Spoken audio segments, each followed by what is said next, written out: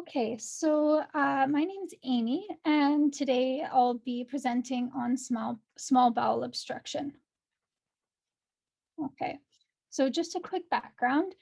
So it accounts for about 80% of all mechanical obstructions, and large bowel obstruction causes the remaining 20%. Causes can be differentiated into congenital and acquired can further be differentiated into extrinsic, intrinsic, or luminal. So the classical presentation is quite vague with crampy abdominal pain and distension, and radiologic evidence can be seen 6 to 12 hours before the onset of symptoms. So small bowel obstruction is the complete blockage of the small intestines with no passage of gas or fluid being able to make it past the obstruction. It's a significant cause of morbidity and mortality and accounts for about 12 to 16% of hospital admissions. Most patients are successfully treated with a nasogastric decompression, and there's a low mortality of 2 to 8%. But if treatment is delayed, that mortality can increase all the way up to 25%. Therefore, it's crucial that radiologic findings are relayed quickly and accurately to expedite treatment. So because clinical presentation is very vague with signs of nausea, abdominal pain, vomiting, and absent bowel sounds, it's difficult to make a clinical diagnosis and to differentiate it from other conditions. Therefore, imaging is crucial in the diagnosis of this condition. So the main radiologic investigations for small bowel obstruction are abdominal X-ray and CT scan. So, and the treatments depend on the findings of the imaging. So imaging can diagnose small bowel obstruction, demonstrate site and cause, and find any complications.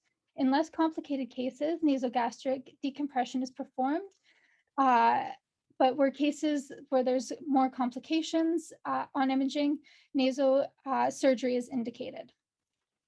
Okay. So in the Western world, the most common causes of small bowel obstructions are adhesions, followed by hernias and malignancies.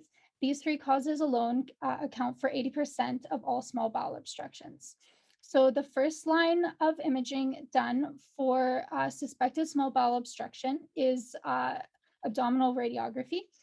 So the accuracy of this varies between 50 and 86%, with the diagnosis improving if the radiographs are performed with the patient both lying supine or prone and upright or left decubitus. X-ray is the first choice of imaging because it's inexpensive, quick, and widely available. So if the radiograph demonstrates a small bowel obstruction, treatment depends on the presence of complications and patient stability. So if complications are present, immediate surgery is indicated. If no complications are present, then CT is performed to gain further insight into the cause. So findings also depend on positioning. So for supine or prone positioning, the findings are dilated gas or fluid-filled small bowel loops with dilation 3 centimeters proximal to the site of the obstruction and decompressed bowels distal to the obstruction. You can see a dilated stomach. The small bowel must be dilated more than the colon. You may see a stretch sign, which is small amounts of gas outlining the valvulae convertentes in primarily fluid-filled bowels. As well, you can see an absence of rectal gas, but this may be present in normal patients as well. There may be the presence of a gasless abdomen, which is caused by the presence of fluid instead of gas in the dilated small bowel. This is potentially indicative of high-grade small bowel obstruction or can be caused by the presence of a closed loop obstruction. There may as well be something called the pseudo-tumor sign, where the loops of bowel may resemble a soft tissue abdominal mass. So for upright or left lateral decubitus positions, the findings the person would look for would be multiple air fluid levels larger than 2.5 centimeters, air fluid levels in the same loop at unequal heights, and as well, you might see a string of beads sign, which is due to the presence of fluid-filled loops of bowel with remaining gas trapped in the folds between the valvulae. So the 4 signs of upright or lateral decubitus imaging have a high sensitivity and specificity for diagnosing small bowel obstruction. So with this image here, this is a supine radiograph, and the large and small arrows, uh, so the large arrows here uh, demonstrate the fluid level differences, and uh, the lines here show the unequal heights in the same loop of bowel. So this radiograph here is also supine, and it illustrates the dilated loops of bowel uh, that are partially filled by gas, and this demonstrates the stretch sign here. You can see that there. So these images show the pseudotumor signs. So this first radiograph shows what looks like a soft tissue mass here, but then following an upper GI series, you can see that the mass is actually loops of small bowel.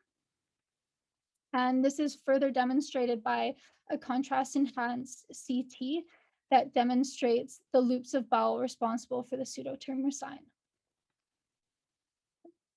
So abdominal CT is the best imaging tool for diagnosing small bowel obstruction. It has a sensitivity and specificity of 95%, and both coronal and sagittal planes are both used.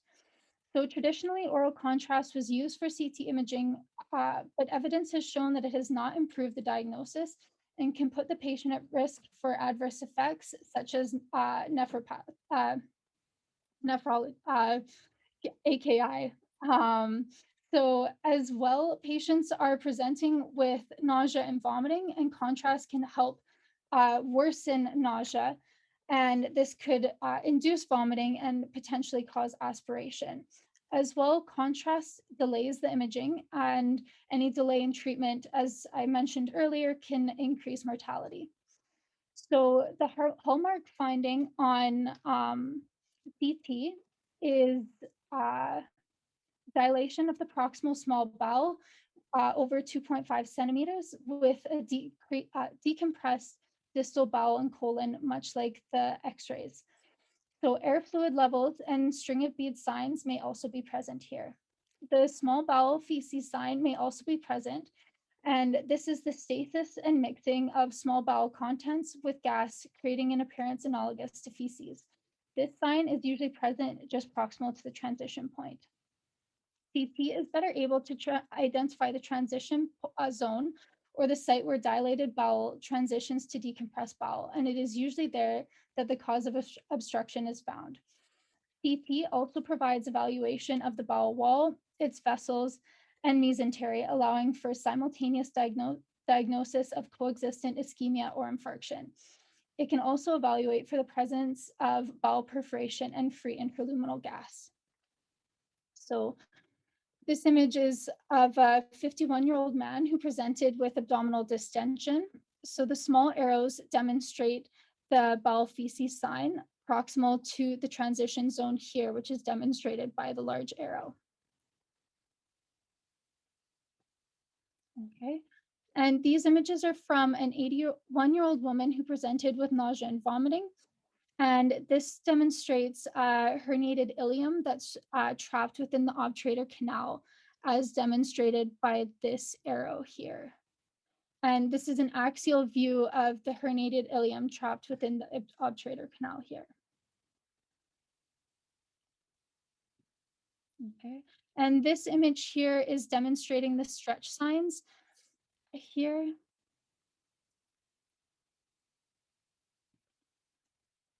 And this CT is demonstrating the dilated fluid-filled small bowel here with the large arrow, and the decompressed distal small bowel here with the arrowhead. And the colon is consistent with obstruction. There's a peritoneal mass as demonstrated by the small arrows here. That's the point of transition. So as well, there's sites of peritoneal involvement seen in the subphrenic space here with the upper small arrow. So this image is of a 54-year-old male who has a history of abdominal surgery, presented with intermittent abdominal pain. The arrow demonstrates dilated and fluid-filled jejunum here, and the arrowheads illustrate the beak-like narrowing consistent with a closed loop obstruction without volvulus or ischemic changes. The proximal bowel is dilated and filled with contrast material. So one of the complications that can occur is ischemia. So this increases mortality from as low as 2% to as high as the 25% I mentioned earlier. So if ischemia is suspected, immediate surgery is indicated to avoid transmural necrosis and perforation. So findings associated with ischemic bowel include bowel wall thickening, mesenteric edema, and or fluid in the adjacent mesentery or peritoneal space, abnormal decreased bowel wall enhancement, and pneumatosis with or without associated gas in the mesenteric or portal veins. Some studies suggest caution when using CT to exclude ischemia, saying the sensitivity is too low though. Most patients with bowel ischemia have a circumferential segmental bowel wall thickening that is greater than 3 millimeters, but on average is 8 millimeters. The thickening of the bowel wall is due to edema, hemorrhage, or both when viewed by non-contrast enhanced CT scans. Hemorrhage can create high attenuation in the bowel wall.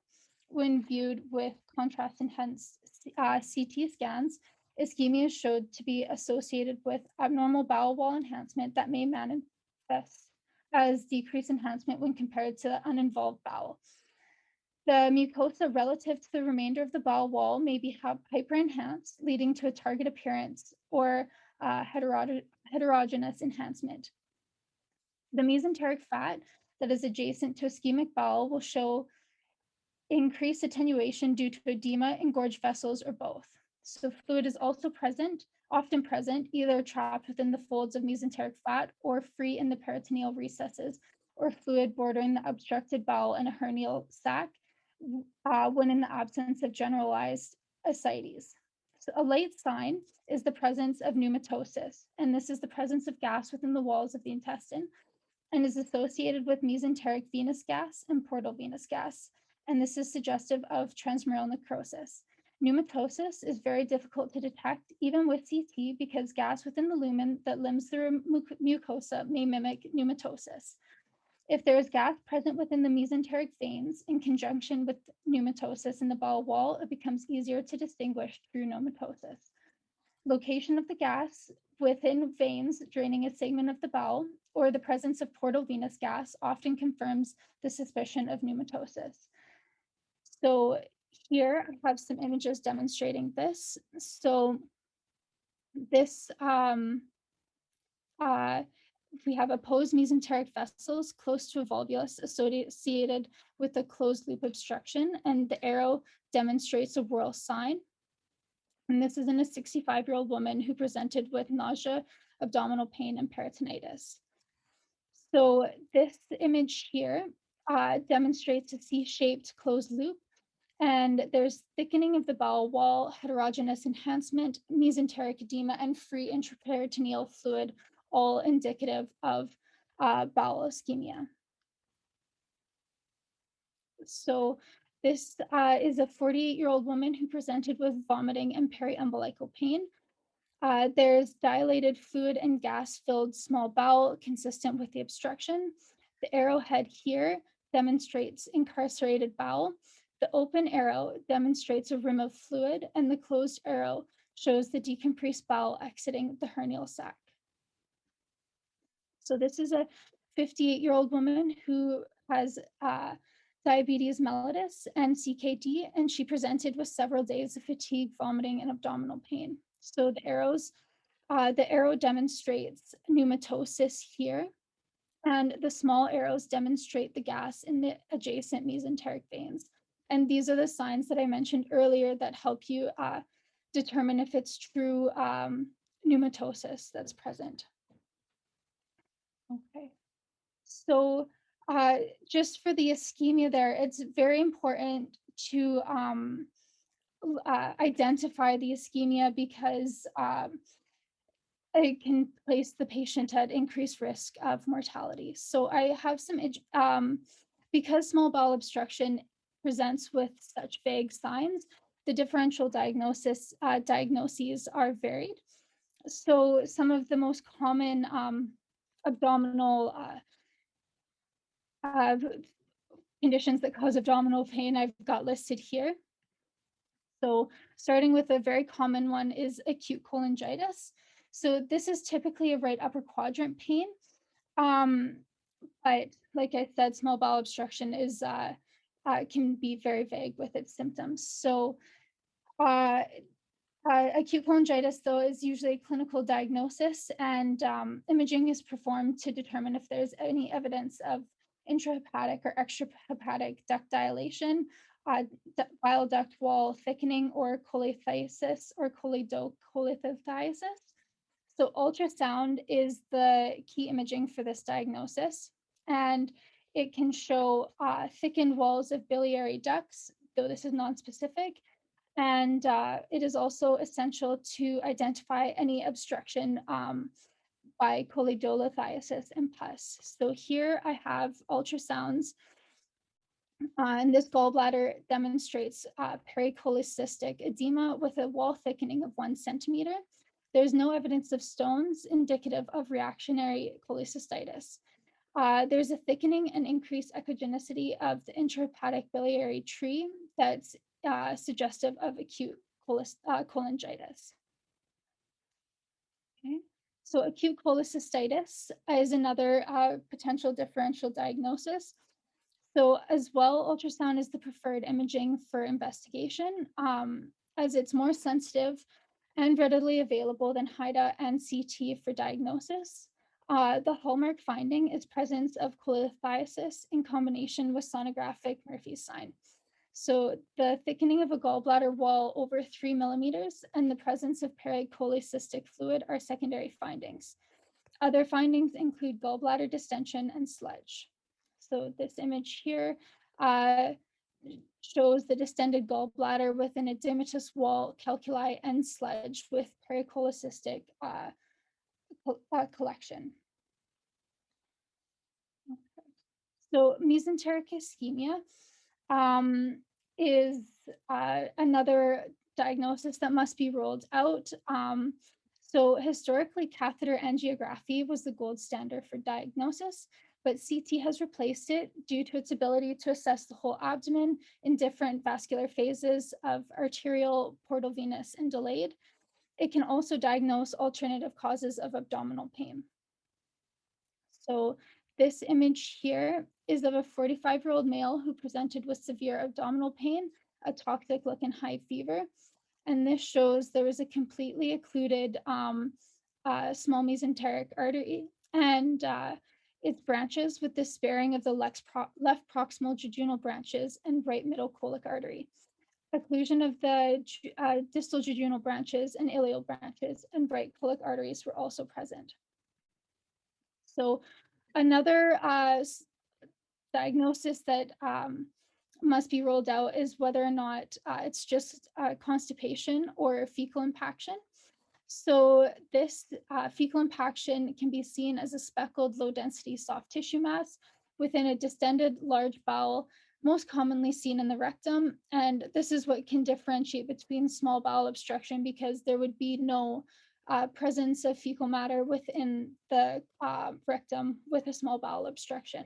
So this image here is a very significant fecal impaction measuring up to 30 centimeters there. So diverticulitis is another differential diagnosis. So diagnosis of this is by CT, and it has a sensitivity of 94% and a specificity of 99%. The CT findings for this are pericolic stranding, segmental thickening of the bowel wall, enhancement of the colonic wall, perforation, abscess formation, and fistula formation. So here we can see there's complication here. There's been a perforation, and there's extensive intraperitoneal air seen in the upper abdomen here. As well, in this image here, we can see numerous diverticula and extensive fat stranding, and the arrow demonstrates potential extraluminal gas. Okay. So another, especially in reproductive age women, it's very important to rule out ectopic pregnancies. So when ruling this out, it's quantitative beta HCG prior to scanning can help guide what you expect to see. At levels of less than 2000 IU, a normal early pregnancy may not be visible though, so it's important to keep that in mind. So visualizations of an extrauterine gestation is the most accurate sign, but this is not seen in 15 to 35% of ectopic pregnancies. So ultrasound is the exam that should be performed here, with both transabdominal and transvaginal ultrasounds being done. The transabdominal component provides a wider overview of the abdomen, whereas transvaginal scan is important for diagnostic sensitivity. So here you can see the right adnexal extraovarian cystic lesion, the gestational sac, with the surrounding echogenic ring. And here, a transvaginal scan shows fluid with debris at the cul-de-sac.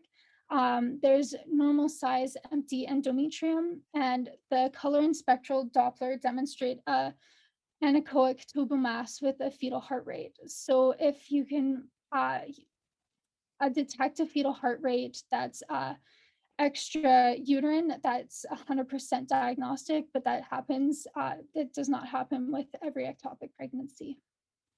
So toxic megacolon is another differential. This is where the colon, mostly the transverse colon, becomes dilated to at least 6 centimeters.